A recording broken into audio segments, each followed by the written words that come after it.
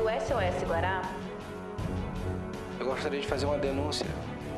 Qual é o meu direito como consumidora? A gente está precisando de ajuda.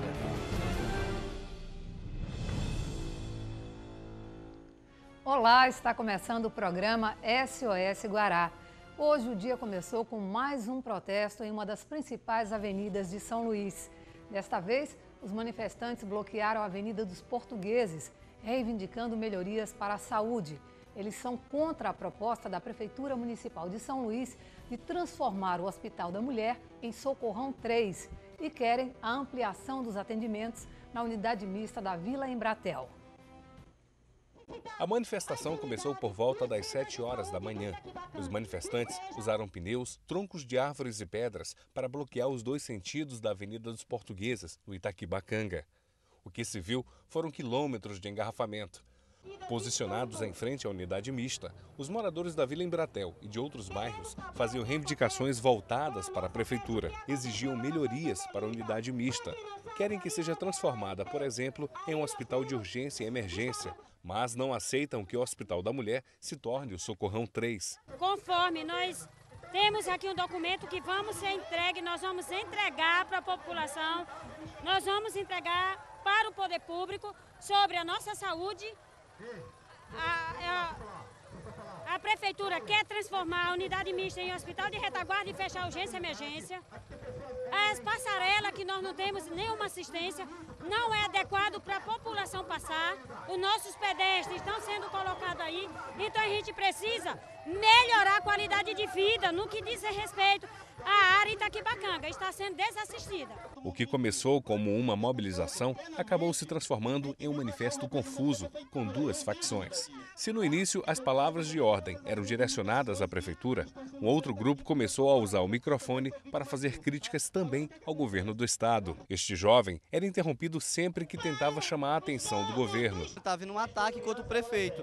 Eu concordo que o prefeito tem que ser cobrado. Agora tem que cobrar também o governo do estado. O secretário de comunicação da Prefeitura de São Luís, Márcio Gerri, chegou para dialogar. O governo municipal, a gestão atual, não pode resolver todos os problemas crônicos da cidade num passe de mágica.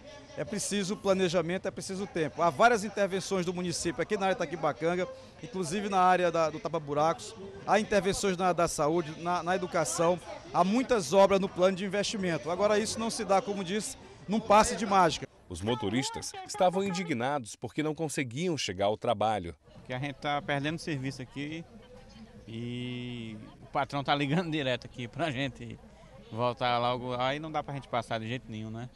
Eu sei que é benefício, estão procurando um benefício para a comunidade aqui. O Itaquibacanga realmente tem sido desprezado, mas é aquela questão, tem muitos trabalhadores que estão sendo prejudicados nesse momento. Neste momento há um impasse. Parte do grupo de manifestantes quer liberar o trânsito porque já houve um diálogo com o representante da prefeitura. Mas a maior parte não quer liberar a pista, o trânsito, porque entende também que o governo do estado precisa enviar um representante para conversar. Já são quase 10 horas da manhã, a manifestação começou por volta das 7. Quase 3 horas de paralisação e o trânsito continua assim, totalmente parado. Uma reunião foi marcada entre uma comissão de reivindicações do Itaquibacanga com representantes da prefeitura na próxima semana.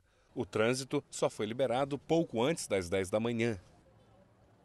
O SOS Guará recebeu uma denúncia dos moradores do residencial Pinheiros de que enfrentam problemas de saneamento básico, infraestrutura e segurança pública no bairro. Na Rua 16, uma vala que corta a rua ao meio deixou a via intransitável. A comunidade reclama também de um lixão a céu aberto que já se tornou uma questão de saúde pública e da falta de policiamento preventivo na área.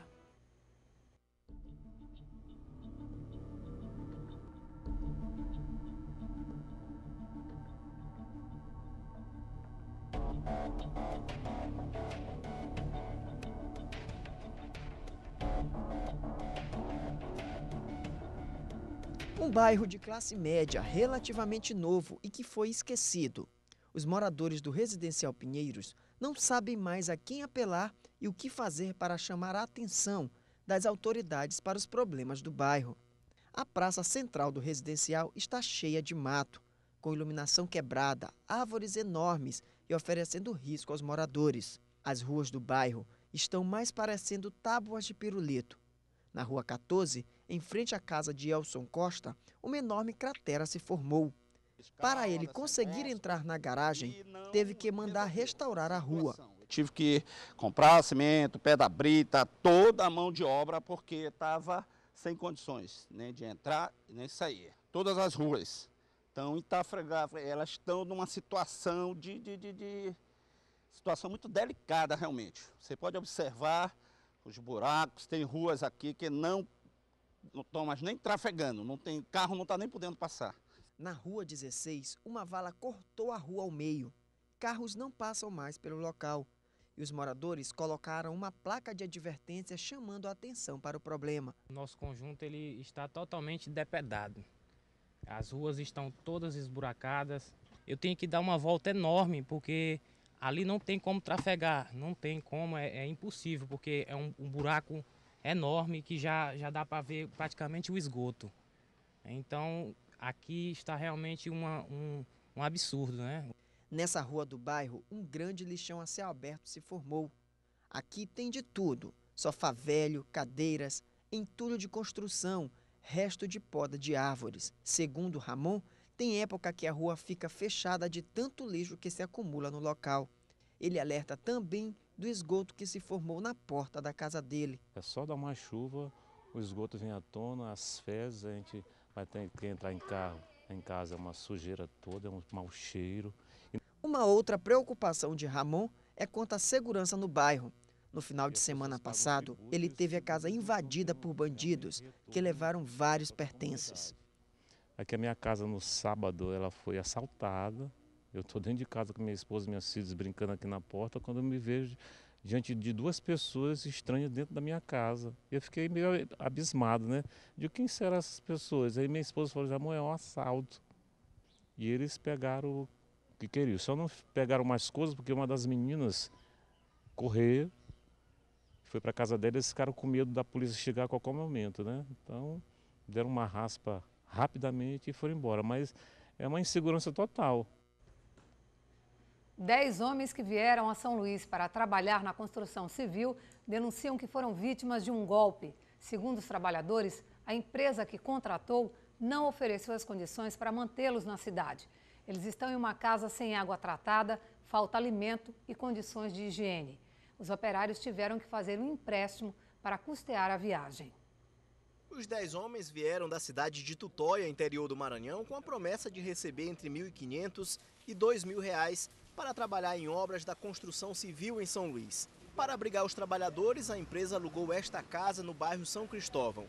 Os quartos não têm ventilação e, para dormir, os homens utilizam redes e colchões infláveis. Mas o pior é que todos trabalharam, mas não receberam pelo serviço. Não, eles prometeram que iam pagar e até hoje não pagaram. Porque aí a gente parou, que era o dia que eles falaram que era do dia 8, mais tardar o dia 10. A gente não ia para lá, para a obra. Ficamos aqui na casa, aí ele ligou para o encarregado dizendo que a gente fosse para a obra no dia 11. Quando às 7 horas da manhã ele estava lá com o dinheiro e pagava. E até hoje nunca pagou. A maioria dos trabalhadores recorreu a empréstimos no interior para financiar a viagem. O pedreiro Francisco Gomes está na expectativa de receber para pagar o que deve. Aí a dívida fica lá acumulada e o patrão chega aqui, faz só um pós depois o outro dia e não paga. Sai com a cabeça fechada, a gente vai conversar com ele. O outro, que é sócio dele, chama, eles entram na perua e sai sem dar satisfações.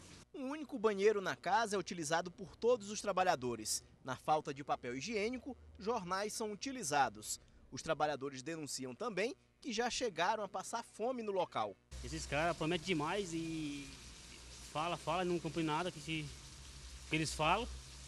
O negócio, até fome aqui nós passamos. Nós passamos fome aqui, 8 pessoas aqui, ó. Não veio almoço para nós nem hora nenhuma. A casa não tem geladeira. A água da torneira, que não é filtrada, é bebida por todos. Este pedreiro está com febre há 2 dias e diz que adoeceu por causa da água. Inclusive eu estou com 2 dias hoje, né, com febre. E realmente a gente sai da nossa casa, como nós todos temos família, a gente sai em procura de algo melhor, né? Os homens foram contratados pela Pontal Construções e Engenharia para trabalhar em obras na Lagoa da Jansen, área nobre de São Luís. Durante os 45 dias de trabalho, ninguém recebeu os salários e todos cruzaram os braços enquanto o impasse não é resolvido. Só queremos isso, que ele acerte com a gente e a gente vai para o nosso lugar. Se ele acertar, nós não temos como ir, né? Porque nós não temos dinheiro nem para nada, nem para culpar o barbeador para rapar a barba, a gente não tem um dinheiro, né? Estamos esperando ele fala todo dia que vem, está correndo atrás do dinheiro e não pega esse dinheiro, que ninguém sabe onde é que ele está, né? A gente foi até no escritório hoje para pegar nossa carteira que está lá, que nem as carteiras nunca quer devolver para a gente. A produção do SOS Guará procurou a empresa Pontal Construção e Engenharia para falar sobre a situação dos trabalhadores mostrados na nossa reportagem. Um dos sócios, Melquisedeque Mota dos Santos, informou que eles estão reunidos com o setor jurídico da empresa e vão conversar com os operários e os direitos dos trabalhadores serão atendidos. Sobre a reclamação dos problemas enfrentados na casa, o sócio da Pontal Construção e Engenharia informou que os homens passam o dia trabalhando e só vão para dormir e que eles têm todas as refeições fornecidas pela empresa. Se você tem alguma denúncia a fazer, ligue para nós, 3194-1980, ou envie um e-mail para sosguará@tvguará.com. Nós vamos ao intervalo comercial e voltamos já já. Não saia daí.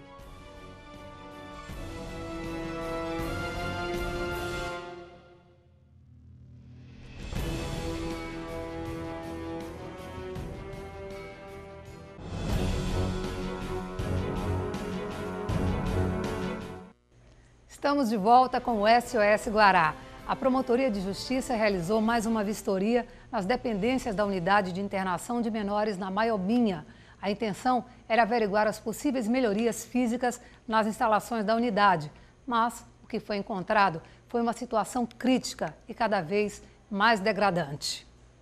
Durante a vistoria da Unidade de Internação da Fundação da Criança e do Adolescente, FUNAC, na Maiobinha, o promotor de Justiça de São José de Ribamar constatou que a situação no local continua precária e não atende ao que determina o Sistema Nacional de Acompanhamento de Medidas Socioeducativas. As inspeções ao Centro de Juventude e Esperança são feitas pelo menos a cada 2 meses, de acordo com a determinação do Conselho Nacional do Ministério Público. Existe uma decisão judicial que nem a FUNAC e nem o Estado do Maranhão estão cumprindo. Essa situação é apenas a consequência de toda uma sequência de equívocos que têm sido cometidos pelos gestores estaduais no cuidado com essa matéria, uma vez que a legislação foi alterada já há algum tempo e o Estado simplesmente não tomou medidas para se adequar à nova legislação do SINASE, que estabelece as condições novas para o cumprimento de medida socioeducativa. Atualmente, existem 9 internos na unidade da Maiobinha. Com a transferência de alguns internos para a unidade do Alto da Esperança, em São Luís, foi possível que cada adolescente fique em um alojamento individual. Mas o prédio está em condições precárias e sem condições de receber internos, motivo de preocupação. Segundo o promotor, o trabalho do Estado em garantir condições de funcionamento ao centro tem sido lento e com poucos investimentos e precisa ser melhorado. E se o problema não for resolvido, o Ministério Público pode tomar sérias medidas, entre elas, entrar com um pedido de intervenção federal. Se continuar o descumprimento de uma decisão judicial por parte do Estado do Maranhão, nós vamos representar para que haja, quem sabe, uma intervenção federal no Estado ou outra medida de maior gravame para que a justiça e a lei não sejam simplesmente ignoradas no nosso Estado. Não podemos viver numa época servil da idade da pedra, onde as instituições são ignoradas pelos gestores públicos estatais. A Assembleia Legislativa do Estado do Maranhão tem 42 deputados. Cada um recebe o equivalente a 13 subsídios por ano, depois de divulgar medidas, entre aspas, moralizadoras, que acabaram com o 14º e o 15º salários. Os deputados aprovaram esta semana benefícios que repõem esta perda de renda. Apenas um dos deputados foi contra, o deputado Bira do Pindaré, do PT, que protocolou um ofício na Assembleia Legislativa para que a mesa diretora crie procedimentos autorizando a devolução das verbas extras recebidas, como, por exemplo, o auxílio saúde e o auxílio moradia. Para detalhar para a gente o que está acontecendo na Assembleia e os bastidores desta manobra, que repercutiu muito mal junto à opinião pública, nós recebemos agora o deputado estadual Bira do Pindaré. Bira, prazer recebê-lo aqui. Prazer meu, Mônica. Vamos esclarecer primeiro para quem está em casa e para o contribuinte, né, para o eleitor, quanto ganha um deputado estadual aqui no Maranhão. O deputado ganha um subsídio de R$20 mil por mês. Além disso, ele tem a verba indenizatória para cobrir despesas de viagem, transporte, alimentação, hospedagem, etc., material impresso. E tem também o auxílio moradia, que é motivo da polêmica nesse momento. E que eu particularmente abri mão já há muito tempo, não agora por causa dessa polêmica, mas bem antes, né? E também tem o auxílio saúde, que é, na verdade, um ressarcimento de R$ 1.050 por mês a título de plano de saúde para cada parlamentar. Primeiro vamos explicar direitinho que isso tudo, gente, é legal. O que está se discutindo aqui não é a legalidade de nenhuma dessas medidas. Está se discutindo a moralidade, até porque o que todo mundo vinculou desde o primeiro momento é que, recentemente, a Câmara, né, a Assembleia Legislativa divulgou na mídia inteira que teria cortado os salários para moralizar a casa. Então, isso que pegou mal? Eu acho, foi inoportuno, porque você acaba de tomar uma decisão importante que a sociedade aplaudiu, que foi a extinção dos salários extras, que eu particularmente também sempre fui contra. Não é à toa, inclusive, que eu faço doação daquilo que eu recebi, eu não me apropriei, né? E, de repente, vem essas medidas de reajustamento de vários benefícios dos parlamentares e causa essa polêmica toda. Eu acho que é uma coisa que desgasta a imagem da instituição. E, particularmente no que diz respeito ao auxílio moradia, que é o motivo maior da polêmica, eu não vejo sentido na manutenção dessa verba. Sobretudo para quem mora e reside na capital, que é o meu caso, por exemplo. Como é que eu poderia justificar, Mônica, receber auxílio moradia se eu tenho residência nesta cidade, se eu sempre morei em São Luís? Não tinha como explicar. Então, eu simplesmente não mantive essa verba, pedi o seu cancelamento, porque, sinceramente, eu não tinha como justificar o recebimento desse recurso. E eu acho que é algo que deve ser extinto por completo, né? Eu acho que se a gente tem necessidade de cobrir despesas, nós já temos a verba indenizatória, que cumpre esse papel. E, ao meu ver, deve ser mantida. Não sou a favor que cancele a verba indenizatória, até porque o parlamentar tem que ter a sua autonomia. Imagine, se eu tiver que fazer uma viagem para qualquer lugar do Maranhão ou do Brasil, para cumprir o meu exercício parlamentar de fiscalizar, de denunciar, porque, inclusive, sou um deputado de oposição, se eu tiver que fazer isso, eu tiver que pedir uma passagem para o presidente da Assembleia. Certamente, eu vou rebaixar a minha atuação enquanto parlamentar, eu vou perder a minha autonomia. Então, tem que ser mantida a verba indenizatória. Quanto a isso, eu não sou contra e acho que deve ser mantido. Agora, o auxílio moradia simplesmente é algo inconcebível.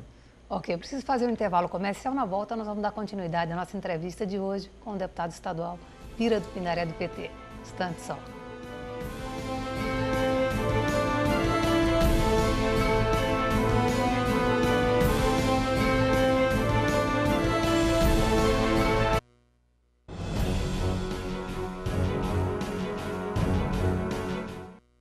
Estamos de volta ao programa SOS Guará, hoje entrevistando o deputado estadual Bira do Pindaré, do PT.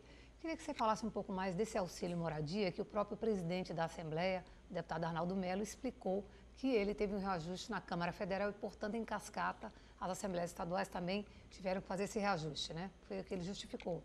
Sem dúvida, há esse parâmetro utilizado que é os benefícios e salários pagos aos deputados federais. Nós, estaduais, recebemos 75% do valor salarial pago aos deputados federais. Mas o auxílio moradia, ele não tem a mesma proporção, né? E, independente disso, Mônica, o que eu vejo é que o auxílio moradia, ele não se justifica porque é uma despesa que pode ser perfeitamente incluída nas despesas da verba indenizatória, né? Então, nós já temos um recurso para cobrir a nossa estada, a nossa locomoção, a nossa hospedagem. Então, é por essa razão que eu acho que realmente não tem sentido manter essa verba, né? Seja aqui ou seja em Brasília. Eu acho que em Brasília também deveria se modificar. Então, é algo que tem que ser modificado, ser alterado, e a gente tem que encontrar outras formas de remunerar o parlamentar para preservar a sua autonomia, sem que isso fira a suscetibilidade da sociedade. Como é que você vê essa declaração do deputado Manuel Ribeiro, que também repercutiu bastante aí, não só nas rádios, TV, jornais, nos blogs, onde ele fala que tem 18 imóveis e precisaria desta verba para a manutenção desses imóveis que ele tem. Eu acho que ela não foi bem recebida, né? Foi uma declaração inadequada, porque mostra que há uma disparidade, né? Como é que alguém tem tantos imóveis e recebe auxílio moradia. Quer dizer, a população ela não consegue compreender esse tipo de manifestação. Então, eu tenho a impressão que o parlamentar ele se excedeu na fala, né? Ele não mediu corretamente as palavras e isso, evidentemente, causa uma repercussão muito negativa. Isso tudo provoca um desgaste em relação à imagem do parlamentar? Sem dúvida. E eu fico preocupado porque o parlamento é muito importante. O parlamento é um dos principais indicadores que nós temos de qualquer democracia. E nós não podemos abrir mão do parlamento. Aliás, de todos os poderes, o mais próximo da população é o parlamento. Então nós temos que valorizar. Agora, para que a gente não caia no desgaste, para que a gente não sofra mais limitações ainda da nossa ação enquanto representantes do povo, eu acho que a gente precisa ponderar mais em relação a medidas como essa, porque sem dúvida deixa a nossa credibilidade bastante abalada. Isso me preocupa. A gente vê, vou fazer um link aqui com outro assunto que você está sempre à frente, né, que é em relação ao programa Minha Casa Minha Vida. A gente teve invasões aqui, tanto em São José de Ribamar como Passo do Lumiar. Eu queria que você falasse um pouquinho dessa diferença. As pessoas estão brigando, né? O déficit habitacional no Maranhão ainda é grande por uma casa própria e veio uma divulgação desse auxílio moradia e realmente se sentem indignadas. Sem dúvida. O programa Minha Casa Minha Vida é uma conquista da população brasileira. É o maior programa de moradia popular que já existiu. E nós não podemos colocar isso em risco. E hoje no Maranhão nós estamos numa situação muito delicada, sobretudo pelo que acontece em São José de Ribamar, porque a prefeitura lá resolveu cobrar um imposto chamado ITBI, não é, que é ilegal, né, seguramente ilegal, porque ele está sendo cobrado de maneira antecipada, o que não é correto. O ITBI deve ser cobrado apenas na transferência, na efetivação do registro do imóvel, o que não está acontecendo, não pode acontecer, porque esses imóveis são financiados. Então, na verdade, a pessoa ainda não tem a propriedade do imóvel, só vai ter quando concluir, né, o pagamento do financiamento. Ou seja, é um pagamento adiantado que a prefeitura está querendo em relação ao ITBI. E em razão do ITBI, né, desse embaraço do ITBI, as casas ficaram vulneráveis, outras pessoas que não têm, né, e não estão selecionadas, não foram sorteadas, foram ocupar os imóveis. O que eu não acho correto, né, acho que não é o método certo. Eu sei da importância da luta da moradia, sempre apoiei a luta pela moradia aqui no estado do Maranhão, mas uma luta justa, uma luta legítima, não uma luta de pobres contra pobres, né? Não uma luta de quem precisa contra os que também precisam, né? Eu acho que nós precisamos encontrar caminhos de resolver a situação do povo, mas não através desse mecanismo. Então, eu entendo que o programa, para ter validade, para ter continuidade, para não sofrer ameaças aqui no estado do Maranhão, é preciso que haja uma extinção desse ITBI, uma isenção completa em relação ao programa Minha Casa Minha Vida, e é preciso que as pessoas todas compreendam que o programa tem que funcionar de maneira transparente. Então, nesse momento, devem ocupar os imóveis quem está selecionado, quem foi sorteado. Eu queria esclarecer isso, porque você, inclusive, foi acusado em alguns blogs de estar incitando essas invasões, né? Inclusive que você teria dito que é amigo da Dilma, que depois iria resolver, que o pessoal podia invadir. Queria que você se defendesse aqui no programa. Eu agradeço, inclusive, a oportunidade, porque isso é uma leviandade. Eu não tenho nenhuma participação nisso. Todas as pessoas sabem que, desde o início, eu tenho defendido a extinção, a isenção do ITBI. E a nossa luta é em favor daqueles que foram selecionados e foram sorteados. As pessoas que não foram sorteadas devem se inscrever, devem esperar a sua oportunidade, devem lutar pela moradia, mas pela via legal, porque o programa ele está aí, tem uma tendência de expansão e nós precisamos valorizar isso, inclusive, como uma conquista, né? Em outras épocas que houve ocupações aqui em São Luís, né, porque não havia um programa de moradia popular.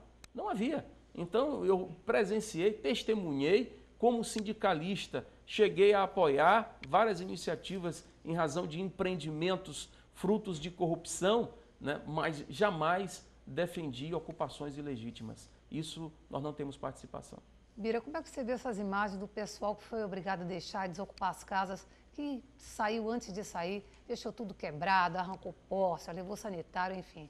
Aquele ato de vandalismo que a gente viu hoje. É lamentável, né? E isso é uma consequência do ato de irresponsabilidade da Prefeitura em criar esse embaraço todo. E o que é pior, Mônica, é que nós conseguimos uma liminar na Justiça Federal para dar isenção em relação ao ITBI. A Prefeitura recorreu a Brasília e derrubou a liminar. Ou seja, o embaraço continua, mas nós entramos agora na OAB com uma representação pedindo que a OAB entre com uma ação de inconstitucionalidade.